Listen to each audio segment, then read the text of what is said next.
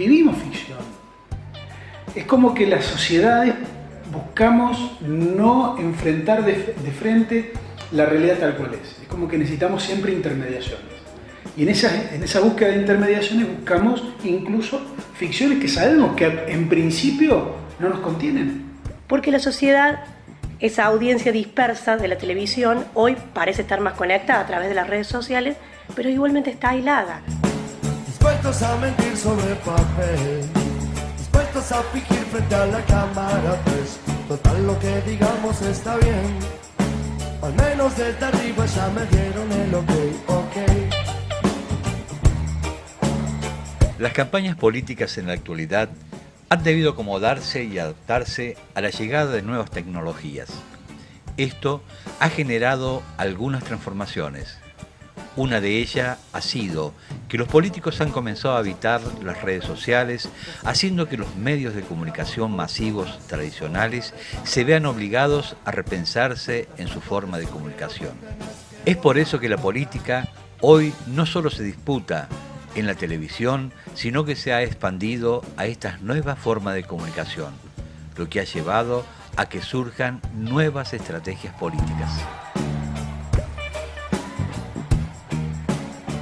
En el mundo no hay un proceso de recomposición económica general, hay un proceso de crisis general, donde se deterioran las condiciones de vida. ¿Cómo operan los medios? Los medios hacen sentir de manera recrudecida esas situaciones de crisis, pero al estar fundada la actuación hacia los componentes más negativos de la condición humana, como es el miedo, como es el odio, como es el resentimiento, como es el egoísmo, el individuo cree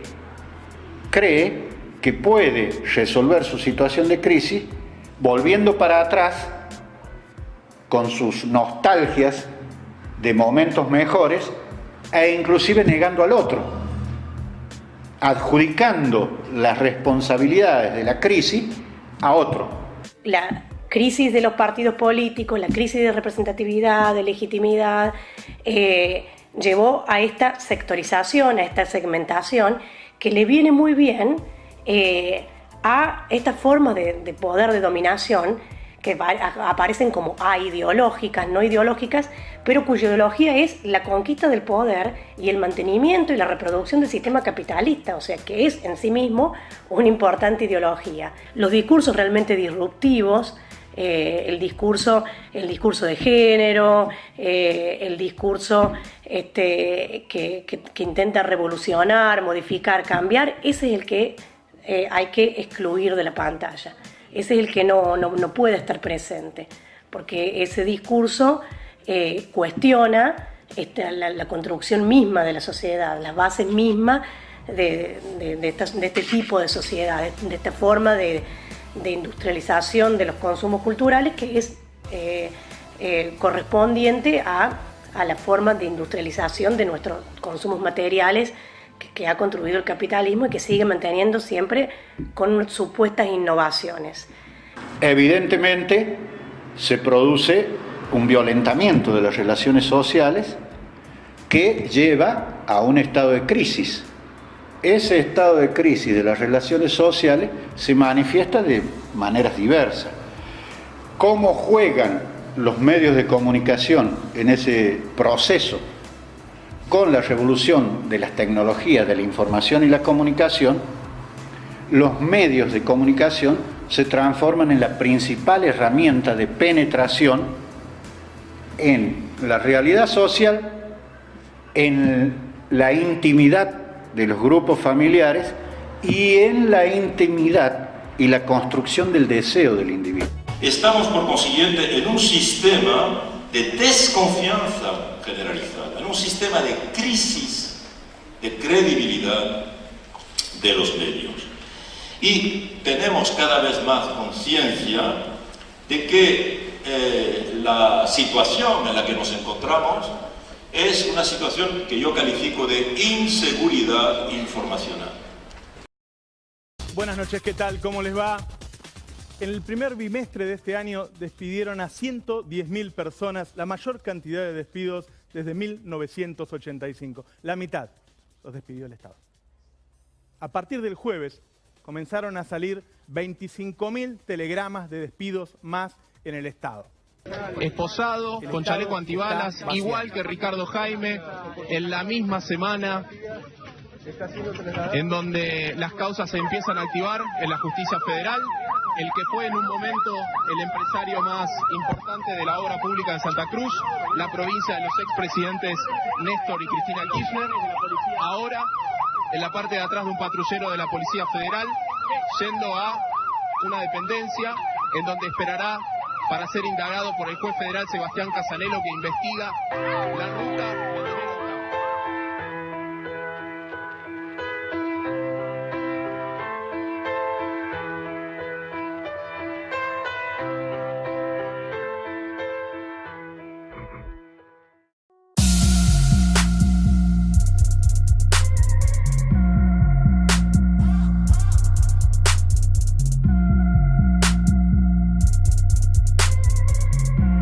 Los medios de comunicación han tenido siempre un fuerte vínculo con la política, vínculo que se ve aumentado en épocas de campaña electoral.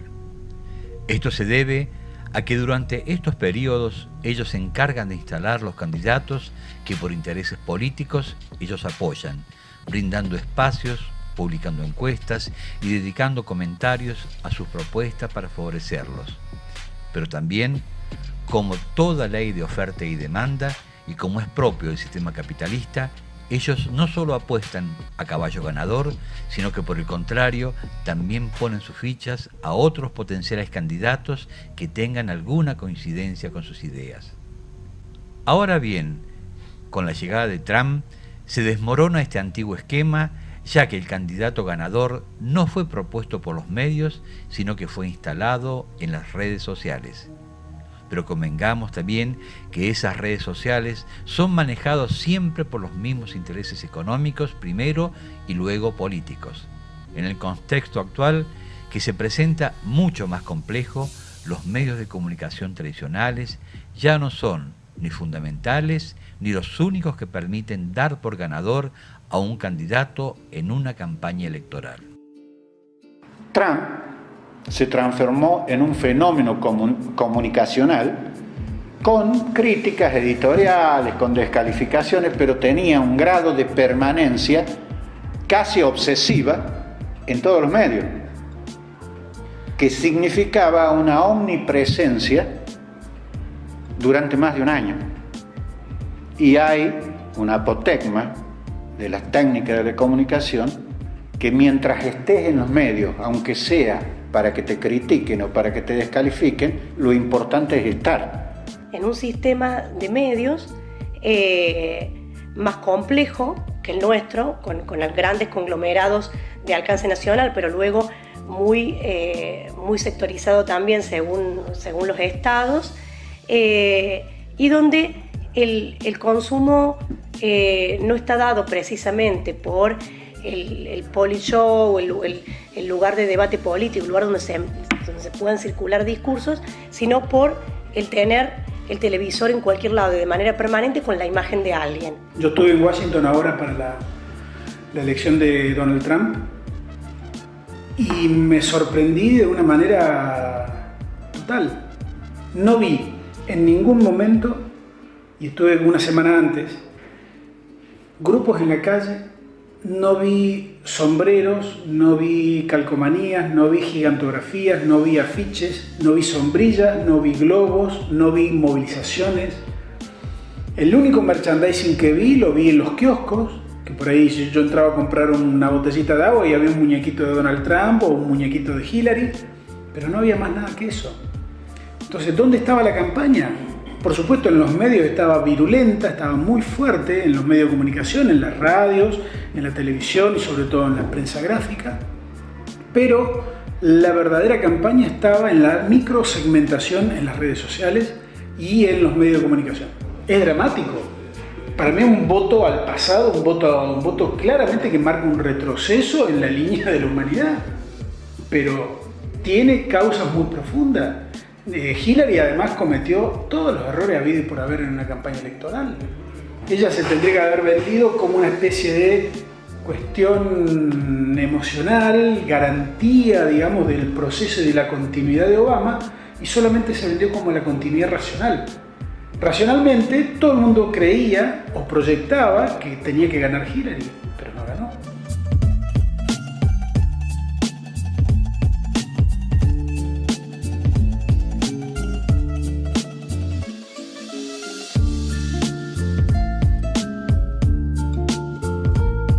En el caso de Argentina es diferente. En Argentina nuestros consumos culturales tienen más que ver con el programa de debate político, que está asignado también por la lógica del entretenimiento, pero es de debate político al fin, por el noticiero, y por ende no basta solamente con colocar la imagen, o sea, el que esté presente el candidato que se quiere apoyar, sino también construir una realidad que se quiere que la gente consuma. Accionar propagandístico de Cambiemos tiene sus méritos técnicos, en el sentido de que en contraste aparecía como la voluntad de cambio, y el ser humano, la voluntad de cambio es importante, a la par de un proyecto que se abroquelaba para defender lo que había, y lo que había tenía sus dificultades, por lo tanto aparecía paradojalmente como conservador el proyecto que debiera presentarse como progresista, y aparecía como progresista el proyecto conservador y reaccionario. En la campaña electoral en Argentina, en la campaña presidencial del año pasado, allí el Frente para la Victoria, más allá de que representaba algo complejo, porque es una línea dentro del peronismo, en alianza con otros partidos de un ala, digamos, progresista, de centro izquierda, de distintos lugares, pero todavía atada a la lógica del partido político.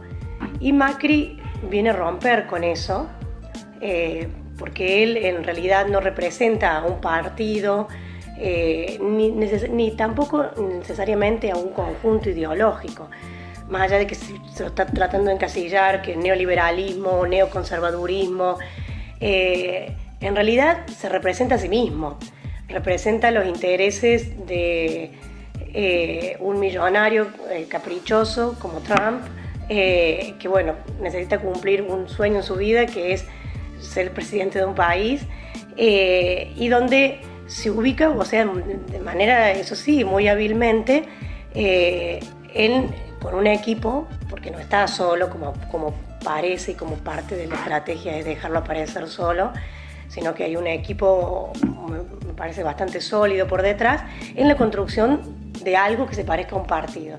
El elemento de amor y paz, de alegría, en una situación que venía con conflictos importantes, con confrontaciones, con una dinámica de disputa política, es otro elemento que fue presentado de una manera muy atractiva para sociedades que tienen incapacidad para abordar objetivamente sus conflictos, que tienden a negarlos en vez de solucionarlos. Y un discurso que plantea de que va a haber soluciones mágicas, de que van a ser resueltos su problemática con un grado de simpleza que los penetra y los identifica e inclusive los hace sentirse parte, también penetra en sectores populares y trabajadores.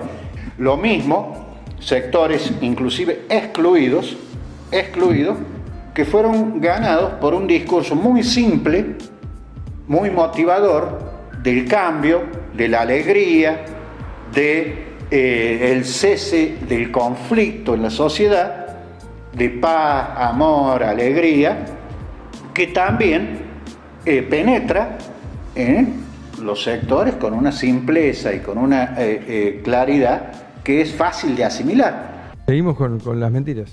¿Qué querés que te diga? No es verdad todas las cosas que relatás. Yo ya te he dicho que no vamos a hacer ajustes, que nosotros creemos en la expansión de la economía, en el crecimiento, que si a la gente le decimos la verdad, va a volver la inversión, va a volver el empleo.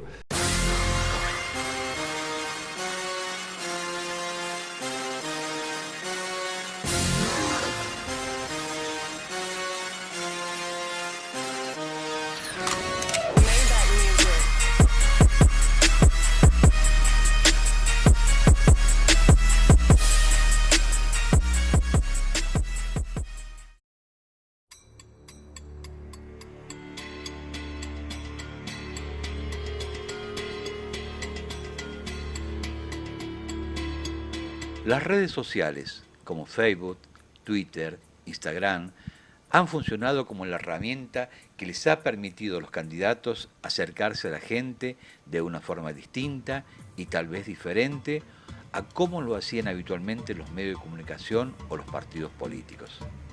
Estos medios sociales establecen redes entre sus usuarios, posicionándolos en el mismo nivel de coincidencias políticas, posibilitando no solo el consumo de información, sino también su producción. Esto genera tantos contenidos que el usuario no logra conocerlos en su totalidad y en muchos casos con problemas para identificar las fuentes de dicha información. Y la sociedad hoy, me parece a mí, conserva el mismo o el mayor poder o un mayor poder amplificado por las redes sociales que antes. El problema es que la política tiene menos poder relativo que tenía antes. 20, 30 años atrás, un intendente, un gobernador, un presidente era el centro del poder en el cual tomaba las decisiones y no tenía que rendir prácticamente ningún tipo de justificación a nadie. Hoy es un gestor que comparte la decisión con el resto de los actores sociales. Esta transformación, producto de la tecnología, las redes, yo creo que la política todavía no se ha notificado, porque sienten nostalgia claramente de esa época en la cual ellos eran el principio y el fin. En el ámbito de las campañas electorales como un momento también de construcción de poder, la ciudadanía participa de las redes sociales, pero sigue participando, o por lo menos lo que hemos observado hasta ahora, en gran parte como audiencia. O sea, en alguna medida hay una traslación de la lógica de los medios de comunicación masivos que ven a la sociedad como audiencia, que la tipifican como tal y construyen discursos para esa audiencia, a las redes sociales. Redes sociales de las cuales cada vez más se han apropiado los políticos, quienes compiten por la representación de esa sociedad, y comienzan a reproducir lo que vemos en los escenarios de los polyshows televisivos. Entonces, las redes sociales, hay tanto individualismo y tanta exacerbación de las disputas, de los resentimientos, los odios, que se construyen argumentos falaces para sostener posiciones y se descalifica y se destruye de manera perniciosa aún la propia verdad. Pero también tiene componentes potencialmente importantes y valiosos, como es el espíritu colaborativo, la posibilidad de construcción de solidaridad, la posibilidad de compartir el conocimiento, de compartir la información de manera colaborativa y no competitiva. Las redes se han convertido en, o están cumpliendo cada vez más, ese objetivo o esa finalidad que se esperaba de los medios de comunicación masivos y con mayor potencial. Tener un lugar, un espacio donde quien está disputando el poder pueda mostrarse. Y lo que estamos viendo es eso. Estamos viendo un Macri que construye un acontecimiento, porque el acontecimiento en sí no existe, no es que nos cruzamos vos y yo y vamos a tocarle timbre a la señora del frente y nos ponemos a conversar sobre la situación del país. Es la construcción de un acontecimiento que aparece como natural, como real y que tiene un objetivo no solo reproducirse en la televisión, sino sobre todo llegar a través de imágenes estáticas o móviles a las nuevas formas de consumo que tienen que ver con las redes sociales.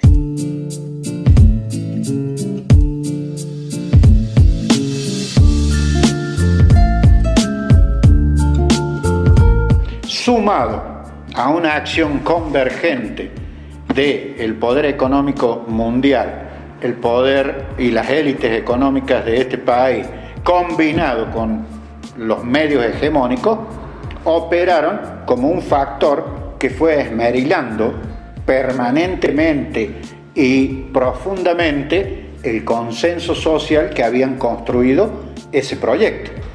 Creo que previeron, dentro de este primer punto, que la sociedad argentina estaba ya fatigada con el esquema anterior.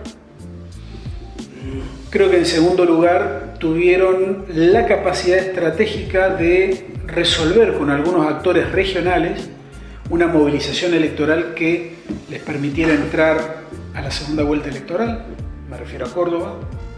Y en tercer lugar, digo, lo de Córdoba me parece que es importante porque la diferencia que sacó en Córdoba en la primera vuelta Macri claramente le permitió entrar en la segunda vuelta.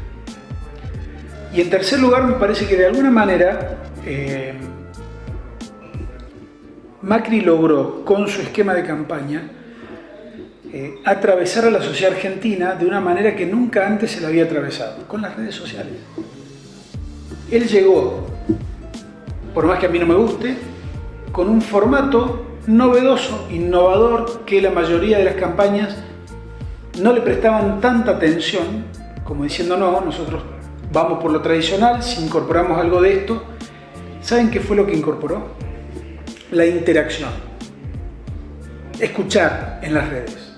Lo que pudieron crear los medios con una figura como Macri fue congregar a gran parte de la sociedad a través de la fe en conceptos que son muy amplios y en esa amplitud vacíos de contenido, como puede ser el amor o la alegría.